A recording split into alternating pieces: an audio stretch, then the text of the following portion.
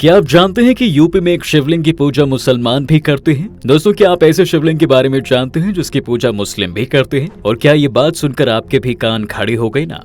दरअसल हम जिस चमत्कारी शिवलिंग की बात कर रहे हैं वो उत्तर प्रदेश के गोरखपुर से करीब 30 किलोमीटर की दूर पर खजनी कस्बे के गांव सरिया तिवारी पर बसा हुआ है। इस मंदिर को झारखंडी महादेव और नीलकंठ महादेव मंदिर के नाम से जाना जाता है, जिसकी खास विशेषता है कि भोलेनाथ का ये शिवलिंग है जिस पर मुसलमानों के धर्म का कलमा खुदा हुआ है। और तो और इस पर अरबी भाषा में ला इलाहा इल्लल्लाह मुहम्मदुर रसूल अल्लाह लिखा हुआ है। वहीं ऐसा कहा जाता है दोस्तों कि इस कलमे को पढ़ने के लिए कई मुसलमान इस मंदिर में आते हैं और पूरी श्रद्धा से शिवलिंग के सामने सिर झुकाते हैं।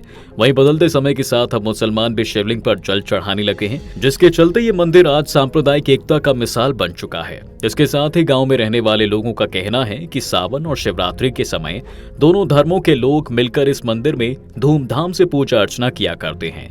वहीं गांव वालों ने इस मंदिर के रहस्य के बारे में भी बताया है। उनका कहना था कि ये मंदिर स्वयंभू है और आज तक कोई नहीं जानता कि इस शिवलिंग की स्थापना कब हुई और किसने की। इसके साथ ही शिवलिंग पर कलमा लिखे होने के पीछे एक बहुत पुरानी कहानी कही जाती है, जिसके बारे में कहा जाता है कि आज से कई हजारों साल पहले जब भारत की जमीन पर विदेशी आक्रांत महमूद गजनवी का आतंक छाया हुआ था, तब उसकी नजर देश के कई राज्यों में पड़ी जहां पर उसने लूटपाट मचाई थी। और ऐसा कहा जाता है कि जब गजनवी उत्तर भारत के राज्यों से गुजर रहा था तब उसने एक भव्य और विशाल मंदिर को देखा था।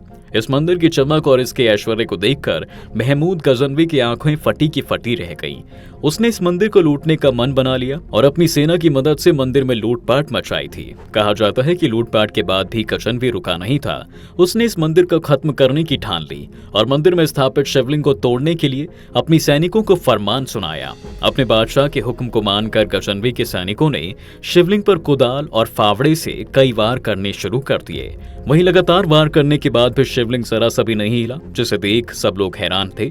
जिसके बाद महमूद गजनवी ने शिवलिंग को जमीन से उखाड़ने को कहा और जब सैनिकों ने शिवलिंग की जमीन पर चोट की तो उस जमीन से खून की धारा निकलने लगी, जिसे देखकर सारे सैनिक और गजनवी हैरान हो गए। इस सब के बाद भी गजनवी रुका नहीं और वो शिवलिंग को भूमि से उखाड़ने की कोशिश करता रहा और उसके सैनिक जमीन को खोदते रहे। लेकिन हजारों फीट की खुदाई करने के बाद भी उन सैनिकों को उस जमीन के अंदर शिवलिंग का कोई छोर ही नहीं मिल पाया।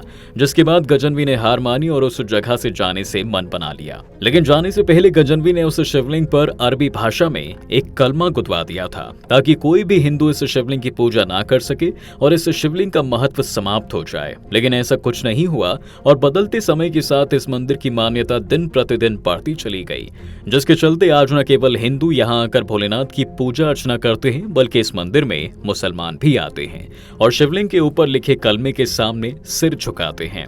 वहीं बदलते समय के साथ यहाँ आज दोनों धर्मों के लोग मिलकर महादेव की पूजा कर रहे हैं।